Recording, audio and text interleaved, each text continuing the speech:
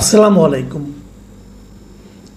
প্রিয় দর্শক, আওয়ামী লীগের যে সর্বশেষ সাধারণ সম্পাদক ওবায়দুল কাদের, তার একটা ইন্টারভিউ আমি আজকে পেলাম।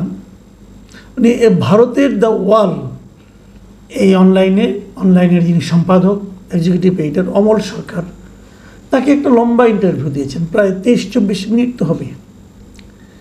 এই লম্বা ইন্টারভিউ উনি অনেক কথা বলেছেন। অনেকদিন পর ভদ্রলোকের কথা শুনলাম, কণ্ঠ শুনলাম। মানে সরকার পতন হওয়ার পর তো আর বিভিন্ন লোকের কথাই শুনেছি, শেখ হাসিনার নানা রকম কথাবার্তা আমরা শুনেছি, টেলিফোন সংলাপ শুনেছি, ওনার বক্তব্য শুনেছি, কিন্তু ওবায়দুল কাদের সাহেবকে মনে হয় দেশের অনেক মানুষ খুব মিস করছিলেন। কারণ ওনার কথায় প্রচুর লোক, যখন ওনার ক্ষমতায় ছিলেন, প্রচুর মানুষ যখন ওনার কথা শুনে বিমল আনন্দ পেতেন যে এই লোক বলে কি, কীভাবে কথা বলেন, ওনার বাচনভঙ্গি, শব্দ চয়ন সবগুলোই ছিল এক একজনের কাছে এক এক ধরনের মানে বিনোদনের একটা মাধ্যম। সেই ওবায়দুল কাদের সাহেবের আবার একটা মানে আপনার টেলিফোন ইন্টারভিউ ছিল, এটা কোনো ভিডিও ইন্টারভিউ না, অডিও ইন্টারভিউ, সেটা শুনলাম। আপনি ওনাকে পছন্দ করেন আর না করেন যাই হোক, কিন্তু ওনার ব্যাপারে কিন্তু আগ্রহটা সবারই আছে যে ভদ্রলোক এখন কি বলে দেখি। এটা এই কারণে যে আরেকটা কারণ ছিল ওই কারণে যে আমরা শুনেছি উনি প্রায় 3 মাস দেশে ছিলেন। এই 3 মাস কোথায় ছিলেন, কিভাবে ছিলেন, কার প্রশ্রয়ে ছিলেন, কার আশ্রয়ে ছিলেন, এগুলো একটু জানার আগ্রহ কিন্তু অনেকের মধ্যে আছে। কিন্তু সে সমস্ত জানার আগ্রহ নিয়েও কিন্তু আমি শুরু করেছিলাম। এই কারণে আরও একটা কারণ ছিল যে ইউটিউবে যখন আমি এই ভিডিওটা পেলাম, তখন সেটা শিরোনাম ছিল যে উনি যে বাথরুমে 5 ঘন্টা লুকিয়েছিলেন, সেই বিষয়টা উনি শিরোনামে ওখানে দেওয়া হয়েছিল। তাই আমি ভাবলাম যেহেতু বাথরুমে 5 ঘন্টা লুকিয়েছিলেন, পরবর্তী 3 মাস কোথায় ছিলেন সেই প্রসঙ্গটা হয়তো আসতে পারে। বাট আনফর্চুনেটলি ওই প্রসঙ্গে উনি কিছুই বলেননি। যারা ওনাকে আশ্রয় দিয়েছেন, তাদের কাছে রেখেছেন, তাদের জন্য এটা অবশ্য একটা সুখবর, কারণ তারা কোনো বিপদে পড়বেন না, ওই ব্যাপারে উনি কিছু বলেননি। এখন এই ইন্টারভিউয়ের কিছু কিছু অংশ আমি আপনাদেরকে একটু নিয়ে আলোচনা করতে চাই আপনাদের সঙ্গে। এটা আলোচনা করার এই কারণ, আপনারা তো বলবেন যে এই দলটা তো কার্যক্রমে নিষিদ্ধ, ওবায়দুল কাদের রাজনৈতিক ভবিষ্যৎ কিছু আছে কি না এটা নিয়ে অনেকগুলো সন্দেহ আছে। আমি তো মনে করি ওনাদের আর কোনো চান্স নাই আসলে। মানে এই লেয়ারের যারা ছিলেন, ওনার মতো যারা ছিলেন, এদের আমি মনে করি না বাংলাদেশের রাজনীতিতে এদের আর কোনো সুযোগ আছে। ওনার যে মূল নেতৃত্ব আরও কোনো সুযোগ আছে কিনা আমি বলতে পারবো না, আমার মনে হয় না। শেখ পরিবারের কারো সুযোগ আছে কিনা আমি তাও মনে করি না, এবং আমি মনে করি থাকা উচিত না। কারণ লুটপাটের সঙ্গে শেখ পরিবার যেভাবে জড়িত ছিল, এটা ভয়ঙ্কর অবস্থা। এবং আরও ইন্টারেস্টিংলি আপনি দেখবেন আপনারা যে এত লোক গ্রেপ্তার হয়েছে, মানে এই কেন্দ্রীয় নেতৃবৃন্দের কিন্তু ম্যাক্সিমামই গ্রেপ্তার হয় নাই, এবং শেখ পরিবারের একজন লোকও গ্রেপ্তার হয় নাই। এটা অদ্ভুত একটা ব্যাপার। যাই হোক, অনেকে প্রথম ধারণা করেছিল এরা বোধ হয় সেনাবাহিনীর এখানে লুকিয়েছিল, সেনাবাহিনী যে 626 জনের কথা বলেছিল সেখানে হয়তো ছিল। কিন্তু পরে আমরা দেখলাম যে সেনাবাহিনী যে তালিকাটা দিল, সেই তালিকাতেও কিন্তু আমি এদের নামটাম খুব একটা দেখলাম না, ওবায়দুল কাদের নাম তো সেখানে নাই। যাই হোক, আমি এবার ইন্টারভিউটা নিয়ে আসি। ইন্টারভিউ তো বেশিক্ষণ বলা যাবে না, আমি সংক্ষেপে যতটুকু পারি কয়েকটা ঘটনা সম্পর্কে আলোচনা করি। প্রথমেই উনি একটা গল্প বলেছেন, আমার কাছে গল্পটা খুবই হাস্যকর ঠেকেছে। গল্পটা হলো উনি বলেছেন যে উনি ওনার যে বাসভবন আছে তার পাশে একটা বাসায় লুকিয়েছিলেন, তারপরে সেখানে কয়েকজন ছেলেরা গিয়েছিলেন, উনি এবং ওনার স্ত্রী বাথরুমে লুকিয়েছিলেন। ছেলেরা তাকে দেখে প্রথম নাকি তারা আক্রমণাত্মক ছিল, তারপর ওনাকে দেখে নাকি তারা নাকি অন্যরকম হয়ে গেল, এবং তারা তাকে চিনল। চেনার পর নাকি তারা তার প্রতি খুবই সহানুভূতিশীল হলো, এবং তার সঙ্গে সেলফিতে ছবি তুললো, এবং তাকে একটা গাড়িতে উঠিয়ে দিল। এইটুকু আমার কাছে মনে হয়েছে ভাই পুরো একটা বানানো গল্প।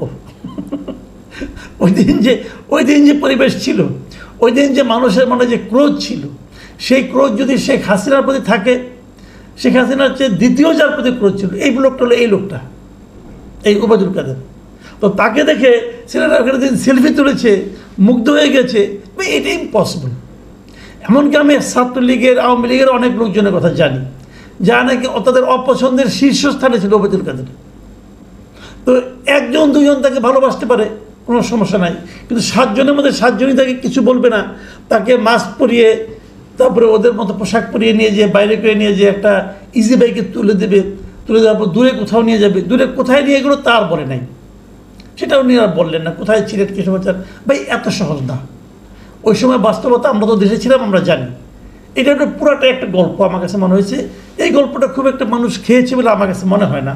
আমি কমেন্টও দুইজনকে দেখলাম, অনেকে কমেন্ট করেছেন, এটাকে তারা গল্প হিসেবেই অভিহিত করেছেন। তারপরে যেটা নাকি একটা ভয়ঙ্কর তথ্য, সেটা হলো গিয়া যে উনি বলেছেন উনি যে বাংলাদেশে 3 মাস ছিলেন, এই 3 মাসে নাকি ওনার একটা উদ্দেশ্য ছিল। সেই উদ্দেশ্যটা কি, যে ওখানে থেকে কিছু করা যায় কি না।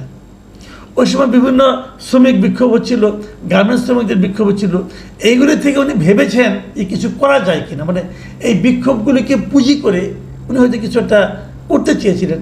কিন্তু সেটা পরে দেখলেন যে এটা আর হবে না, ওনার শারীরিক অবস্থাও খারাপ। তারপরে শেখ হাসিনার সঙ্গে যোগাযোগ করেছেন, তিনি নাকি বলেছেন যে তোমার তো শারীরিক অবস্থা খারাপ, তুমি বাইরে চলে আসো, এবং তারপরে উনি বাইরে চলে আসলেন। মানে বিষয়গুলোকে এত ইজিভাবে উনি দেখাচ্ছেন। তবে মতলব যে একটা ছিল বোঝা গেছে, যে ওই শ্রমিকদের অসন্তোষ, সেই অসন্তোষের পেছনে আবার ওনার ভূমিকা ছিল কিনা, অথবা ওনাদের কারো ভূমিকা ছিল কিনা, সেটা উনি আবার ক্লিয়ার করেন নাই।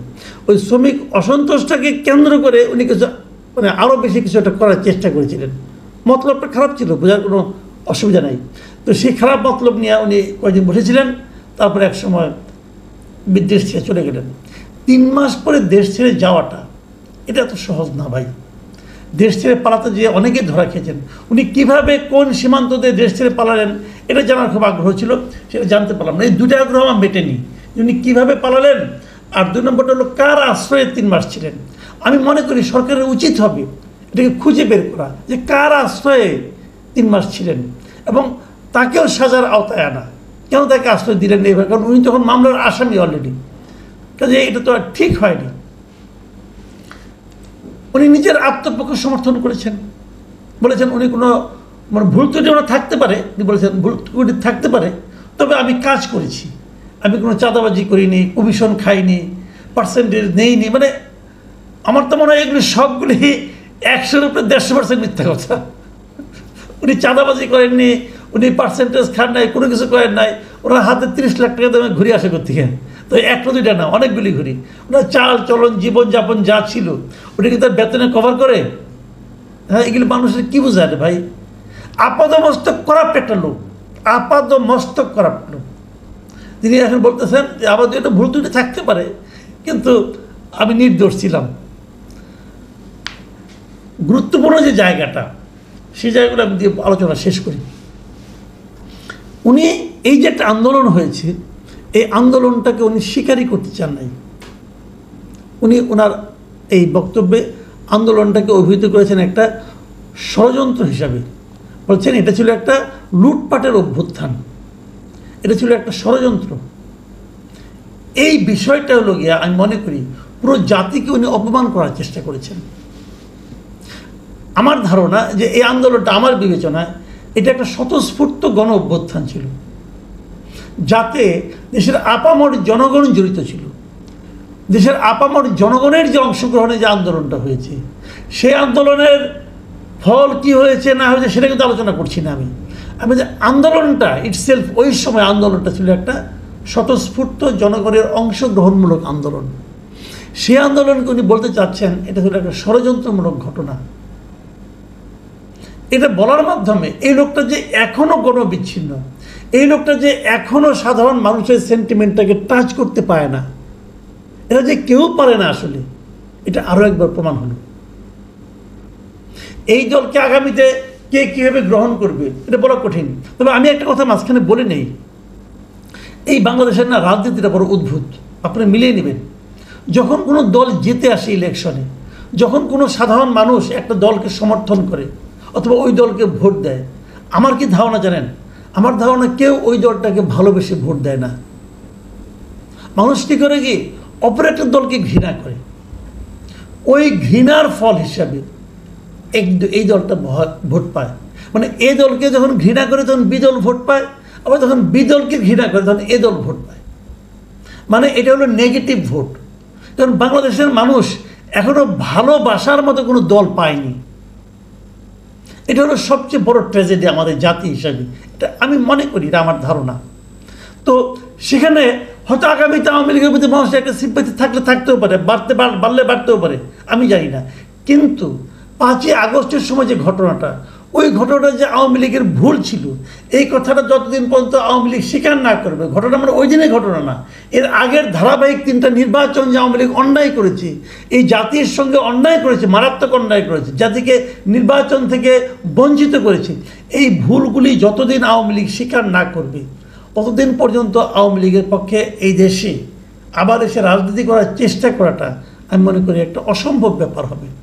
যাই হোক, তারপরেও উনি শেষভাগে বলেছেন উনি নাকি আশাবাদী, উনি আশা করছেন যে শেখ হাসিনা বাংলাদেশের আবারও প্রধানমন্ত্রী হবেন, ওনারা আবার ফিরে আসবেন, এবং উনি এই ব্যাপারে শতভাগ আশাবাদী। এখন ওরা আশাবাদীর কারণ যেটা উল্লেখ করেছেন সেটা ওইটাই, এই যে নেগেটিভ এই যারা আছে সরকারে তাদের প্রতি মানুষের আস্থা কমতেছে, অতএব তারা আসবে। ভাই এত সহজ না, এত সহজ না, এটা একটু সময় লাগবে। আমি একদম উড়িয়ে দিচ্ছি না, কিন্তু আপনারা যতক্ষণ পর্যন্ত এই নেতৃত্বের মধ্যে আছেন, আওয়ামী লীগ বলতে যতদিন মানুষের চোখে শেখ হাসিনা, শেখ পরিবার অথবা ওবায়দুল কাদের অথবা হাসান মাহমুদ এই লোকগুলোর চেহারা ভাসবে, ততদিন পর্যন্ত আপনারা ক্ষমতায় আসার জন্য, ফিরে আসার জন্য আপনারা আশাবাদী হতে পারেন, কিন্তু এই আশাবাদের কোনো ভিত্তি আছে বলে আমি ভাই মনে করি না, এটা সম্ভব না। তবে ওই যে ভুলের ব্যাপারটা, সেই জায়গাটা উনি একটা অদ্ভুত যুক্তি দিয়েছেন। উনি বলছেন যে আমি তো ভারতে বসে আছি, আমি ভারতে বসে কোনো ক্ষমা চাইব, দেশে যে ভুলে যেন ক্ষমা স্বীকার করবো। তাহলে আপনি তো দেশে 3 মাস ছিলেন, তখন চাইলেন না কেন? অথবা দেশে ফিরে আসেন ক্ষমা চাওয়ার জন্য, আসেন, আপনি তো আশাবাদী মানুষ। আমি মনে করি আমাদের রাজনৈতিক দলগুলোর এই জায়গাটাই সবচেয়ে বড় ঘাটতি। আমাদের রাজনৈতিক দলগুলোর আত্মসমালোচনার কোনো ব্যবস্থা নেই, তারা কেউ আত্মসমালোচনা করে না, কেউ ভাবে না, কেউ বলে না যে আমাদের কি ভুল হয়েছিল, ভুলের জন্য কেউ ক্ষমা প্রার্থনা করে না। এই জায়গাটা যতদিন পর্যন্ত আমরা তৈরি করতে না পারবো ততদিন পর্যন্ত এই দেশের রাজনীতিতে খুব বড় কোনো ইতিবাচক পরিবর্তন হবে এটা আমার কাছে মনে হয় না। আমি এখানে অনুরোধ করব, যারা এই ইন্টারভিউটা দেখবেন, যদি কেউ দেখেন আর কি, তাহলে দয়া করে এর কমেন্টে যে লোকজনের কথাবার্তাগুলোকে দেখেন। এখানে অনেক লোক অনেক ধরনের কমেন্ট করেছে, অনেকে বলেছে, যেমন একজনকে একটা কমেন্ট পড়লাম, উনি বলছেন যে আপনার কথার ভারেই দল ডুবে গেছিল, আর এখন বিদেশে বসে উল্টাপাল্টা কথা বলে আমাদের বিপদ বাড়াইয়েন না। এই যে কথাটা বলেছেন যিনি, বোঝা যাচ্ছে উনি একজন আওয়ামী লীগ করেন, এবং উনি এটা বুঝতে পেরেছেন যে বাইরের এই সমস্ত নেতাদের কথাবার্তায় বাংলাদেশে যারা আওয়ামী লীগের নেতাকর্মী আছেন তাদের বিপদ বাড়া ছাড়া কমবে না। এই জিনিসটা আওয়ামী লীগের ওই করাপ্ট লিডাররা, করাপ্ট বলেন, ফেইল্ড বলেন, ব্যর্থ বলেন, পর্যুদস্ত বলেন, এই লিডাররা যত তাড়াতাড়ি বুঝবেন ততই এই দেশের এই মানুষগুলো স্বস্তিতে জীবনযাপন করতে পারবেন। প্রিয় দর্শক, এখন এই পর্যন্তই। আল্লাহ হাফেজ।